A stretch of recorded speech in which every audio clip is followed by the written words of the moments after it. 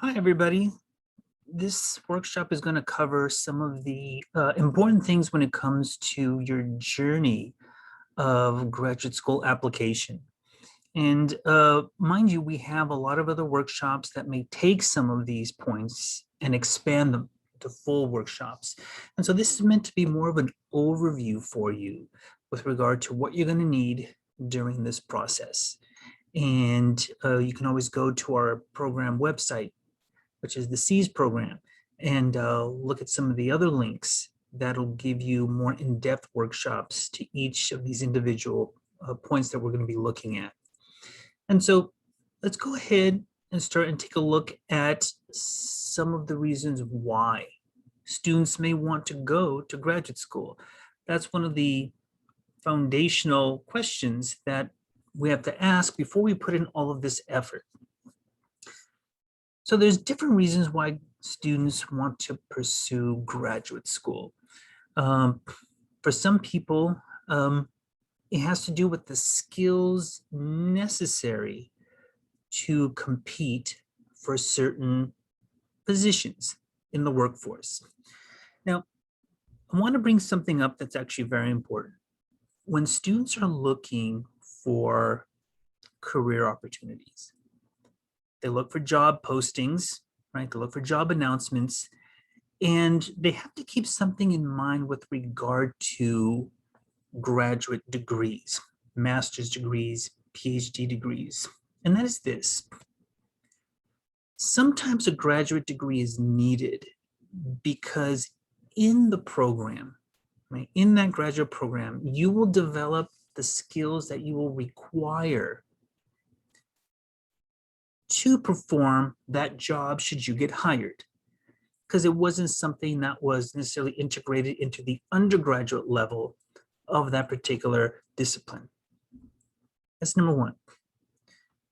But the other thing that has happened in many different fields is that the master's degree or the PhD degree is required not because of the skills that are provided by going through that program, but because the applicants that we are competing with for those jobs have those graduate degrees. So again, do you need to pursue a graduate degree because that is where you're going to pick up the skills required for you to do the job? Or do you need to go to graduate school and pick up that graduate degree because you need to compete with those vying for that job? It may be that you don't need the skills from that graduate program. It may be that you already have what you need to perform that job. The problem being that perhaps you have a bachelor's degree and your competition has a graduate degree of some sort. So the first one's a little bit more obvious. The second one isn't so much. And so you really need to not just read the job announcements and what is required, also read what is preferred, and then know who they are hiring. You can reach out to hiring managers, HR departments, and just figure out what type of applicant they're looking for. Those are two reasons. And so, again, it might be required for the position because of the title. These graduate degrees come with a more prestigious title than an associate, a bachelor's, right? When we look at master's and doctorate. It may be, and this is the case for many people who go into the K through 12 teaching pathway, that there are promotions that come with higher degrees. This may also be the case in the private sector. I've known this to be the case in engineering firms, also in the life sciences, whether it's the biotech industry or pharmaceutical industry. Again, it might be the case at computer science firms and so forth, where as you get a degree, the salary goes higher.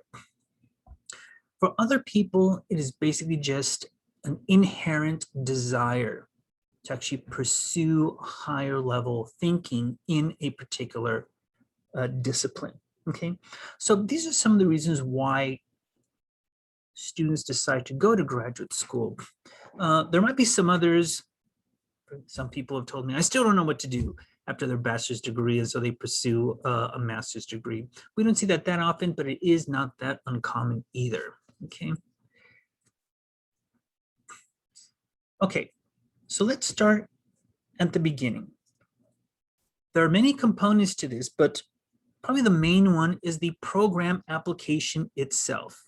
And in the program application, you're going to go to the website for that program at the university or college.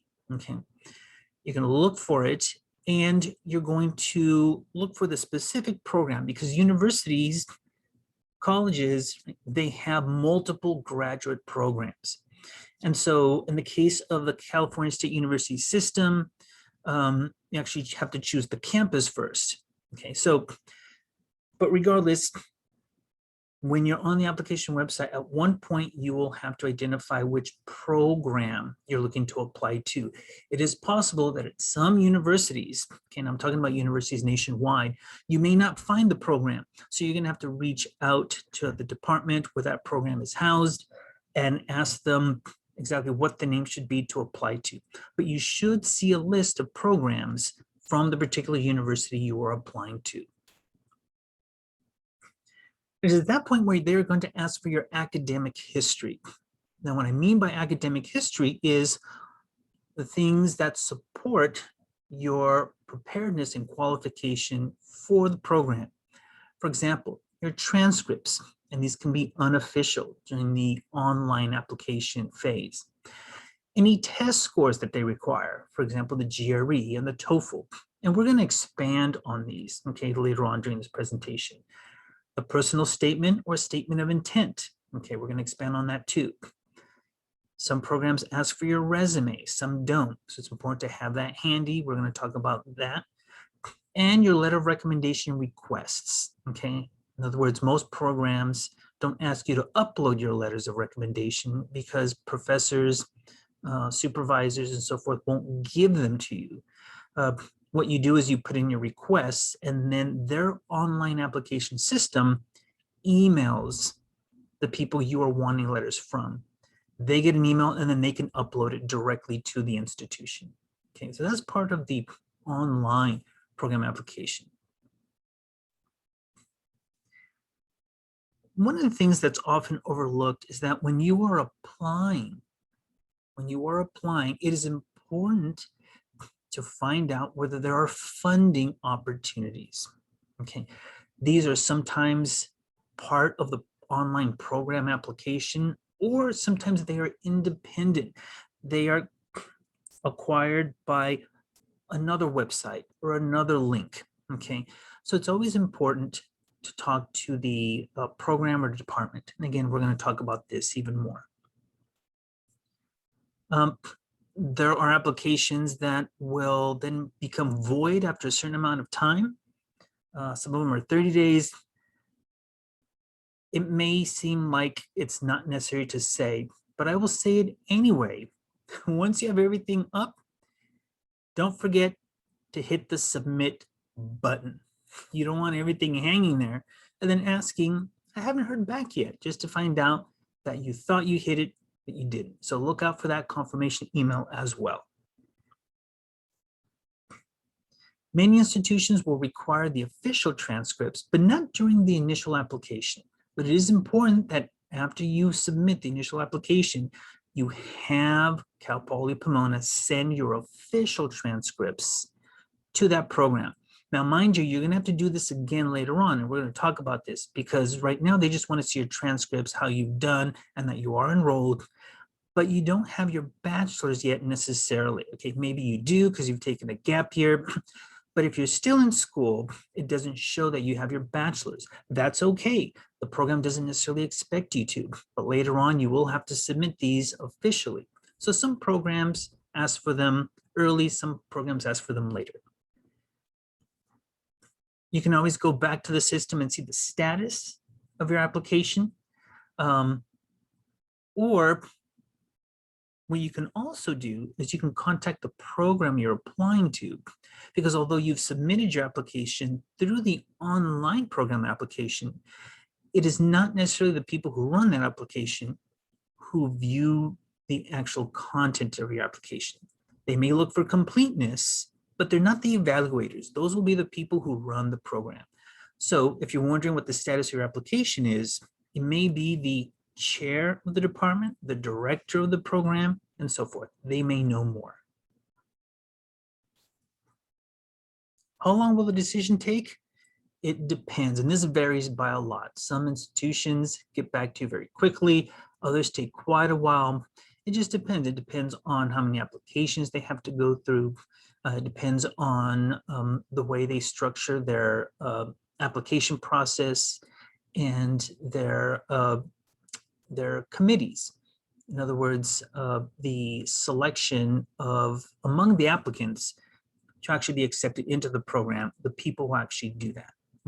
So let's expand on some of these things. So there's some really important points for each one. Programs are going to ask you for a personal statement or a statement of purpose, also known as a statement of intent, or they might ask for both. Okay. We have videos on how to write these. Here we're going to do an overview. So first of all, this is the story of you. They want to know about who you are and why you're pursuing this career and why you want to go there. And so it really is a story. It's not a place to put down lists. Look at all of this that I've done. You can put that in the resume or other parts of the application. They want to know you after they're done reading your statement. It really is asking one thing: why me? That's what the submission is for. From your point, you are writing it to answer that question. Why me? Why would I be selected for your program? So there's a couple of differences between the two: the personal statement or the statement of intent, sometimes known as the statement of purpose. The personal statement tells a personal story along with your career aspirations and all the preparation that you have. So there should be something that connects them to you when they read it and understand your motivations outside of just career preparation. The statement of purpose or statement of intent does not have a personal component. This one really does focus on where you want to go in your career, what your preparation has been, and why you want that program specifically. Some of the other personal stuff is left out. It is easier to write a personal statement and then later on adapt it to a statement of intent or a statement of purpose, because you can kind of delete some of that stuff. The statement of, or the personal statement might be sometimes a little bit difficult because you have to bring certain aspects of your personality, your personal life, that personal journey to the statement. And again, we have workshops that talk about that. Graduate and professional admission offices have become more holistic. In other words, they kind of have a more well-rounded view of who you are. And it's outside of just, okay, what was the GPA or what was the test scores? That's not holistic, okay? That's just arithmetic. And so the personal statement or the statement of intent really do weigh heavily now. They really do weigh heavily. So you want to make sure that you watch that workshop video, have people read it, and give you feedback. So let's talk about letters of recommendation. So who do you ask? Well, you certainly want to ask professors whose discipline is related to your field, okay? So if you're a biology major, then you should have letters from biology, chemistry, physics, even mathematics professors, because they are in STEM, okay? And so you want to ask people that are probably within the college of your department, because those will be related. Not necessarily, there are relatable departments that are outside of the college, Okay, but certainly if they're within the college, they're related. Look at your curriculum, look at the classes you've taken where you've done well, and approach those professors. And hopefully along the way, you made the effort to have a relationship with those professors, to go to office hours, to talk to them, so they can talk more about your personality and not just what number you placed within the class. How do you ask? This is really important. This is a very important point. Now you can ask in person or you can ask by email. There's no official way of doing it. And professors differ on their preferred way. Sometimes they got caught off guard if you show up in person. Sometimes they like that. Sometimes they like to mull it over if they see it in email. Sometimes they prefer to see your face because they don't remember you, even though your name seems familiar. So there's no actual perfect way of doing it. However, you can email and then offer to come see them. And in that email, remember to attach that resume. But here's how you ask, whether you're doing it in person or you're doing it by email. The question you want to ask them is, would you feel comfortable writing a strong letter of recommendation? You want to throw that word in, strong. There have been professors that have said, I will write any student recommendation because I believe that they deserve that support. But then the recommendations aren't necessarily strong. You do want someone who is going to talk about you and really uplift you so that when the application is being read, right, they are a strong advocate. So never forget that word. Do you feel comfortable writing a strong letter of recommendation? Because I've read many recommendations that are generic or even weak. When do I ask? Certainly you don't want to ask that week that it's due. Now, sometimes that's necessary if someone else who is writing a recommendation all of a sudden cannot, there's illness or something happens. However, outside of those circumstances, you really want to give them a minimum of 2 weeks. It's better if you tell them the month before. Say, I will be applying to this. You let them know what you're applying to. There may be a flyer or a link or a website, something like that, that you can supply to them. And give them enough time. A month is nice, 2 weeks is minimum. That's when you should ask. Okay, now, sometimes the people writing your letters don't really get them uploaded or sent in a timely manner. People are busy, but you do not wait for those letters unless the application absolutely says that they must be included. Most applications will have the recommenders submit the letters separately and not in the packet. Okay, this is especially true for graduate school. If you're looking for internships, if you're looking for a job, many other things, they have different rules. But certainly for graduate school, the letters go separate. Do not wait for those letters to be sent in. You submit your application. You can let the letters come in later. If they're coming in after the deadline, if you know that your recommender, your professor is going to be late, they said, I'm really sorry, I'm bogged down. I can't get this in until next week. And you're like, well, the deadline is tomorrow. So what you can do is you can ask the contact person for the program or the online application process about the situation and see if they can help you. Sometimes a program will say, okay, that's okay. Even though they don't submit it through the portal or the website on time, we will still take it. If the link is gone, they can say, here, have them email it to me at this particular email address. So if you know that the letters are going to come in late, contact the program. They're not going to blame you. They never blame you for when your recommenders send them in late. There's usually some leeway. Okay. And so again, and sometimes the system that is used to collect letters will actually show you whether they've been submitted or not. So you can go take a peek and go, the application deadline's in a couple of days, this letter's not submitted. Maybe I can just send a reminder to my professor and say, hey, I just wanted to send a gentle reminder that this Friday is the application deadline. And I just want to thank you again for supporting me in the application. And so most application systems will allow you to go in and see if things have been submitted. Most of them will even email you when the letters are submitted so you can keep track without checking, but not all of them do. Important to know that most professors by far will not want the applicants to read those letters. Why? Well, there's a few reasons. First of all, it's always been an industry standard. But aside from that, you want your professors, well, I should say the institutions want the professors to be able to speak freely, to be able to say, this is a great student.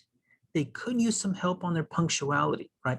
That type of thing. The institutions really are looking for letters of honest recommendation. And it is because of that that these systems have built in a waiver for student applicants that'll say, I waive my right to see this letter that is written about me.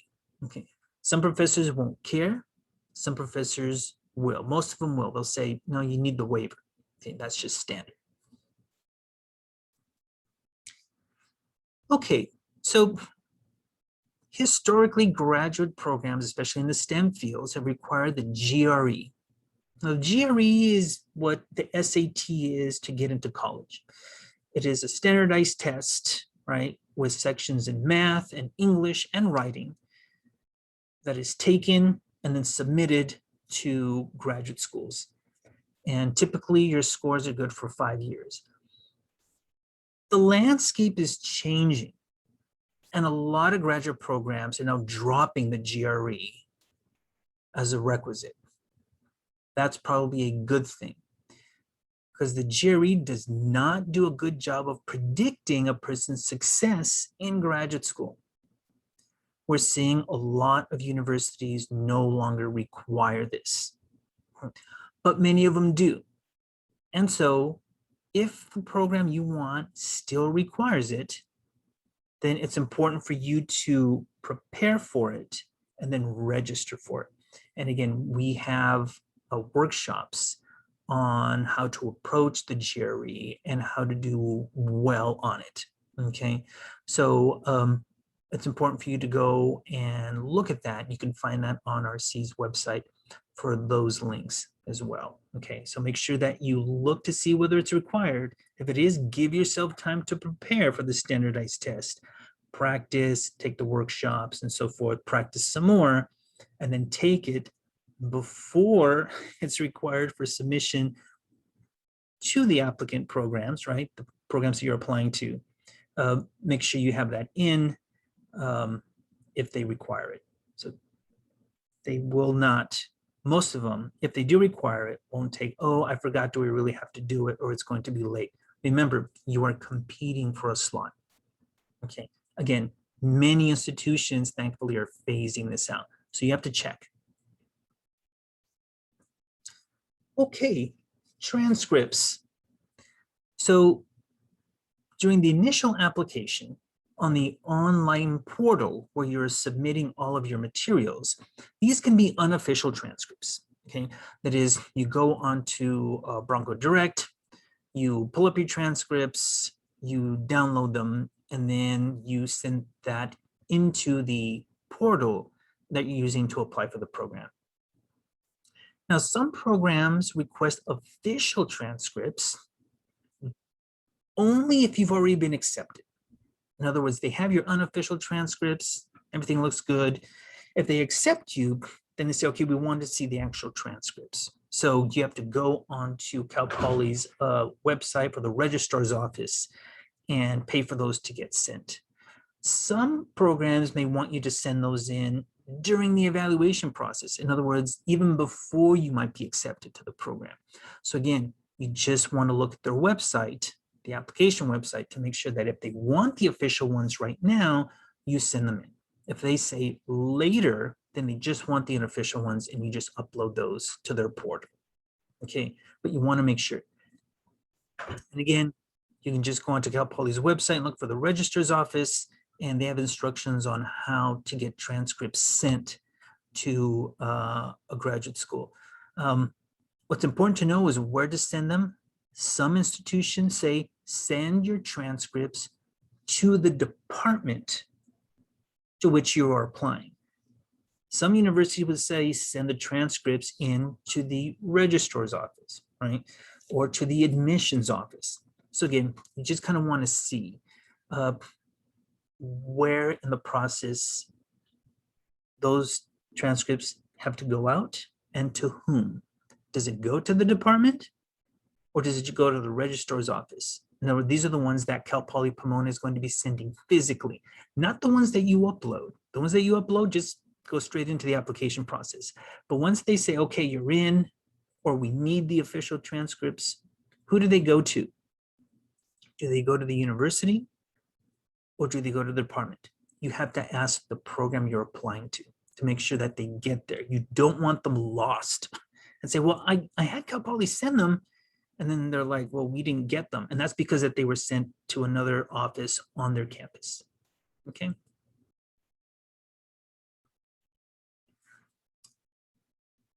Some programs will ask you for a resume.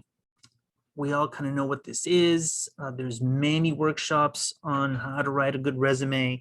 Again, it's got your education, the experience you've gone through, awards, honors, leadership you've been involved in, volunteer and service, skills, and so forth. And so there's a lot of resources to go and look to see how to write a very good resume. You can go to the Career Center. Here, they actually will read resumes and they'll do workshops on resumes, and then they'll give you feedback on your resume. Okay, so they're a really huge resource. Now, here's the thing. Some people, when they write a resume early on, they don't have a lot of college experience. So sometimes it's okay to leave on there your relevant coursework. Okay, so what are the courses that you've taken that really do feed into the skills that you're going to need for what you're going to do? Okay, that's usually for a job, for an internship, or so forth. By the time you're applying to grad school, you will have had years in college. So while you can keep the relevant coursework section, you should have much more there, hopefully, in the resume to add from your experience. Projects, awards, the experiences that you've had either within your college training or out in the workforce somewhere, okay? So make sure to get that resume polished. And again, the Career Center is a great place to go.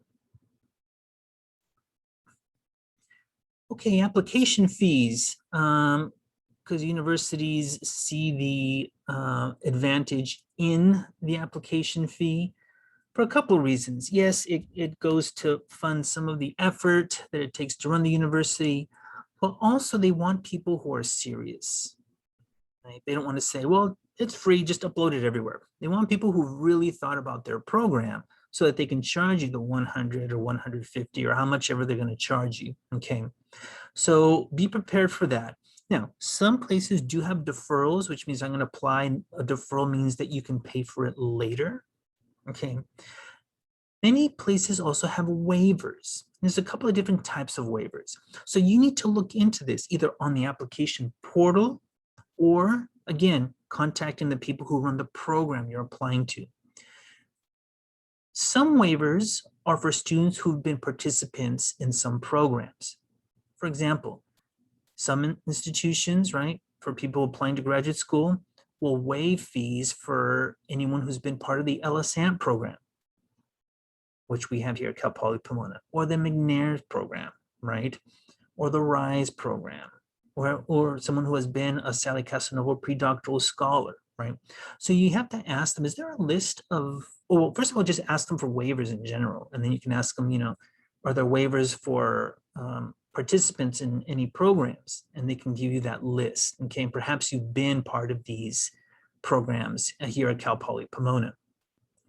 The other type of waiver is a need-based waiver, okay? If this is a time where you have financial hardship, they may be able to waive that, but they won't unless you ask, right? So you can go through the portal and see if there's a way to actually have a need-based fee waiver, or you can ask the program directly, is this possible? And if so, how do we do that? So it's important to ask if you've been in any of these programs, right? Ask them, because there's some added benefits. And if not, see if you can get a need-based waiver. So the other thing that's so important, I mentioned it at the beginning, is when you are going through the application process, sometimes there's financial assistance there. It's not like financial aid that you get with in the undergraduate landscape, okay? No, what this is these are awards. Now, they might be departmental awards from the department that you're applying to. They might be awards from the university, okay? So it's some centralized office at the university. If that university is part of a system, right? Like the UCs are part of the U system, the large Texas schools are part of the system, New York-based schools, same thing. It might be system-based.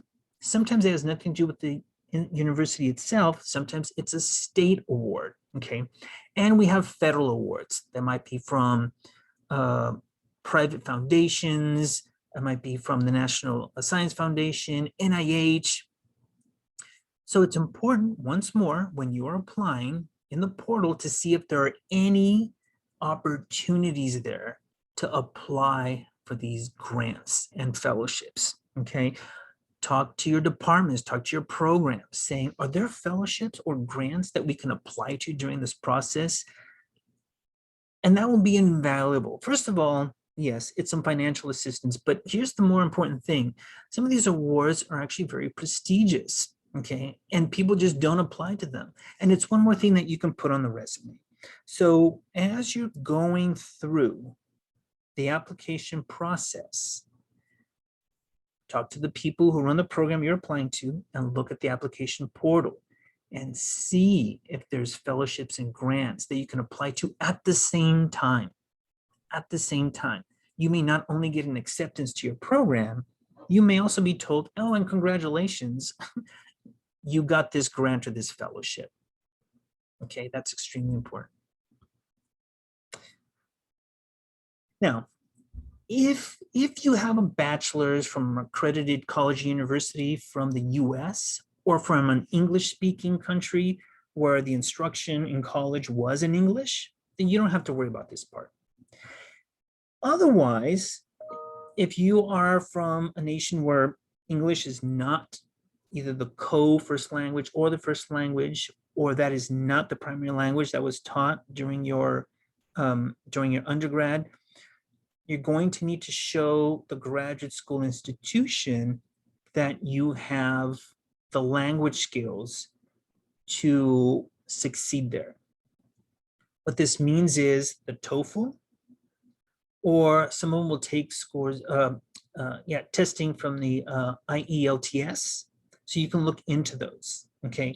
What scores do you have to get? Again, it's going to depend on the institution, okay? But you're going to have to show them that, yes, I'm okay with the English language, because even if you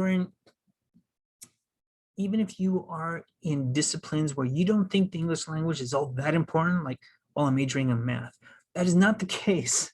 So this will be important for you, okay? And you have those submitted to, again, either the university or the department to which you are applying to. Ask them, where do the TOEFLs go?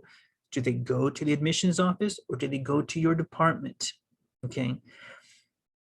It may be that some institutions, one of the ones that you're applying to, have their own second language placement exam, okay? So that might be a way to go as well. Now, what I've seen at other institutions as well is some of them have an oral proficiency exam. And that is usually for students who want to become teaching assistants. Now you might say, I don't want to become a teaching assistant, so I don't need to worry about that. But in many, if not most, graduate programs, one of the prerequisites to finishing the program is to TA at least once, if not 2 or 3 times during the program. So if you're going to have to be a teaching assistant, it may be that they want an oral proficiency test. It's something to ask about. If all of that goes well, some institutions will send you their conclusion, yet others will actually grant you an interview. So they have another process. Again, not all institutions do this. Some of them just say, congratulations, or we're really sorry to inform you that. However, others will want to meet you. So have a great application, you get that interview, and then you go and you spend the day either there or maybe they want to do it virtually. Either way, you have to practice. And so again, this is where the Career Center at Cal Poly Pomona does a great job because they provide mock interviews. They're going to ask you, what are you interviewing for? Because they do this not just for graduate school. They may do this for employment. If you're going to go get a job, right? What kind of job? And so that's extremely important.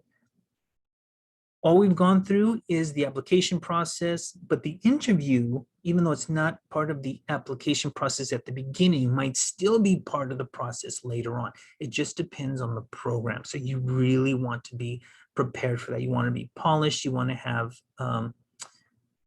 really have practiced those types of questions. And there's many ways to practice, and the Career Center, I think, does it really well. So that is an overview of your graduate school application journey, okay? There's a lot of information there, and a lot of it can be expanded. Again, we have a lot of workshops on some of those individual topics that really help you kind of go in and understand it better and do a better job, okay? And so with that being said, I hope the interview kind of, or the workshop kind of gave you a clear overview of what is expected during the process. And with that, I just want to wish you luck on your aspirations. Make sure to prepare well before you start the application process, and always ask for help.